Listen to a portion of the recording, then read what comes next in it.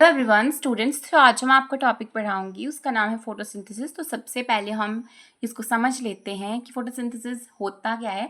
तो हमारा जो प्लांट होता है वो सनलाइट को एब्जॉर्ब करता है। हम पानी भी देते हैं पौधे को, और कार्बन डाइऑक्साइड भी एब्जॉर्ब करता है वो एनवायरनमेंट से।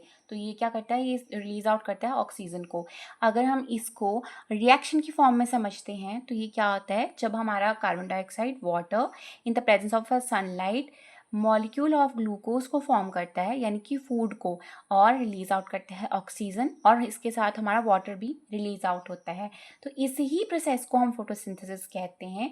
तो जैसे मैंने आपको बताया कि light, carbon dioxide and water, ये सारी लाइट रिएक्शन में एनर्जी फॉर्म करते हैं। तो आज जो हम पढ़ेंगे वो यही है कि किस तरह से हमारी एटीपी और एनएडीएच फॉर्म होता है, और ये डार्क रिएक्शन में फूड को स्टोर करते हैं, और यहाँ पे C3, C2 and C4 pathway चलता है। तो ये पाथवे मैं आपको नेक्स्ट वीडियो में एक्सप्लेन करूँगी वन बाय वन।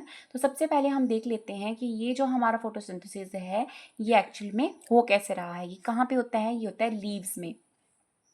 लीफ के अंदर क्या होता है, हमारे थैलाकॉइड प्रेजेंट होते हैं। ये जो थैलाकॉइड होते हैं ये दो टाइप के होते हैं, एक होता है ग्रैनल और एक होता है स्ट्रोमल।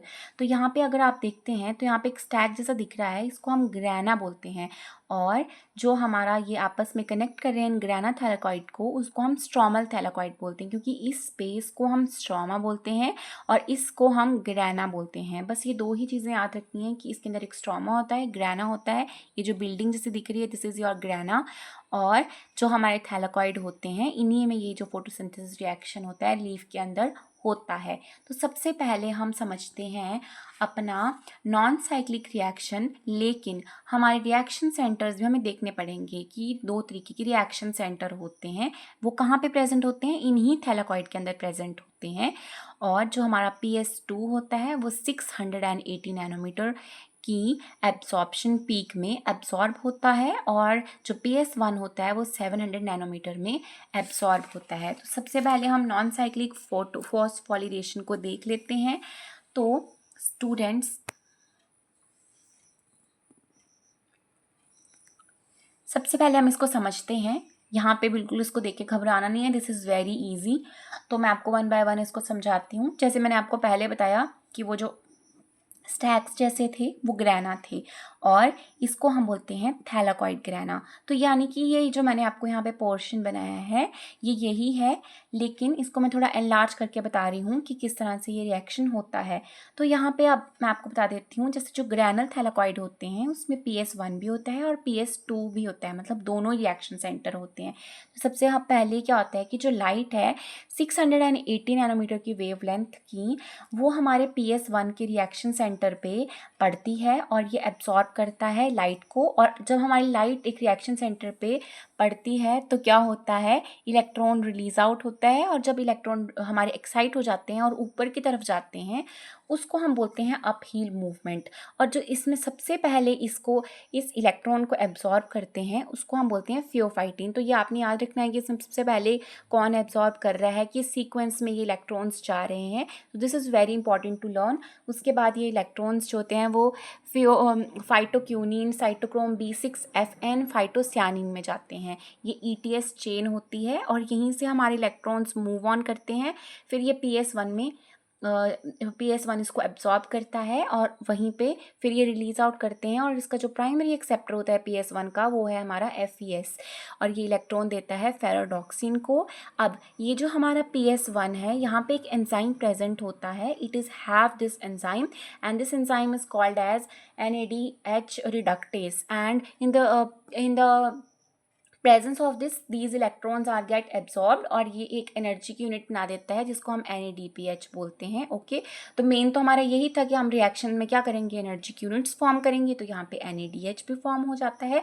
अब एक और चीज़ मैं आपको यहाँ पे बताना चाहती हूँ, ये जो आपको यहाँ पे प्लास्टोक्यूनिन दिख रहा है ये क्या करता है, जैसे ये इलेक्ट्रॉन तो एक्साइट कर देता है, ये तो मूव कर रहा है, तो ये तो फर्दर प्रोसेस तो चल ही रही है। लेकिन जब ये इलेक्ट्रॉन को एक्सेप्ट करता है तो ये एक प्रोटॉन क्या होता है, H पॉजिटिव, ये इसको अंदर की तरफ को पुश कर देगा। यानी कि H पॉजिटिव की वजह से हमारा ATP सिंथेस चलता है और ATP फॉर्म हो जाता है। सो यहाँ पे क्या होता है, यहाँ पे जो हमारे ये H पॉजिटिव होते हैं ये और कहाँ से आते हैं, जो हमारा वाटर होता है, वाटर जो है वो ब्रेक डाउन होगा in the presence of light, और यहाँ पे ऑक्सीजन रिलीज होगी और +2 प्रोटॉन्स रिलीज होंगे। तो यहाँ से भी प्रोटॉन्स आ रहे हैं, यहाँ से भी प्रोटॉन्स आ रहे हैं, दोनों मिलकर क्या बना रहे हैं, ATP हमारा फॉर्म कर रहे हैं। तो हमारा अल्टीमेट तो यही था कि हमने एनर्जी की यूनिट्स फॉर्म करनी है, तो हमारा ATP भी फॉर्म हो गया, NADPH भी फॉर्म हो गया। सो यहाँ पे बस सीक्वेंस याद रखनी है कि एक्चुअली में ये सीक्वेंस हो कैसे रही है। वहीं पे अगर हम साइक्लिक फॉस्फोलिडेशन को पढ़ते हैं तो यहाँ पे PS2 नहीं होता है, ये होता है स्ट्रोमा में। ये जो मैंने आपको यहाँ पे समझाया था इन थैलेकॉइड्स में आकर होता है, तो यहाँ पे PS2 नहीं होता है और बाकी प्रोसेसिंग वैसे ही चलती है, लेकिन यहाँ पे लाइट फॉल करती है हमारे PS1 में, बाकी वैसे ही रिएक्शन चलते हैं, यानी कि इलेक्ट्रॉन्स एक्साइट होंगे, वही प्राइमरी एक्सेप्टर होगा, यहाँ से इलेक्ट्रॉन चलेंगे। लेकिन यहाँ पे जैसे PS1 नहीं है तो ये इलेक्ट्रॉन इसी तरीके से एक साइकिल की फॉर्म में रिवॉल्व होते रहते हैं, इसलिए हम इसको साइक्लिक फॉस्फोलिडेशन कहते हैं। सो वैसे ही बाकी प्रोसेसिंग, यहाँ पे प्रोटॉन आ जाएगा, यहाँ पे ATP फॉर्म होगा। तो इसी तरह से ये रिएक्शंस जो है वो ऑनगोइंग रहते हैं और ATP जो वो हमारा बनाते हैं। तो याद रखना है कि हमारा जो नॉन साइक्लिक फॉस्फोलिडेशन होता है वहाँ पे NADPH फॉर्म होता है, और बाकी हमारा जो ATP होता है वो दोनों में ही फॉर्म होता है, चाहे वो साइक्लिक हो चाहे वो नॉन साइक्लिक हो। सो स्टूडेंट्स, बाकी जो आपका जैसे बचा कि एनर्जी की यूनिट्स हमारी फॉर्म होगी, बाकी ये फूड को किस तरह से स्टोर कर रहे हैं वो हम नेक्स्ट वीडियो में प्रोसीड करेंगे। सो थैंक यू स्टूडेंट्स, आज के लिए मैं आपको इतना ही पढ़ाऊँगी। सो अगर आपको मेरा वीडियो अच्छा लगा है तो इसको सब्सक्राइब करें, लाइक करें और कमेंट्स करें। Thank you so much.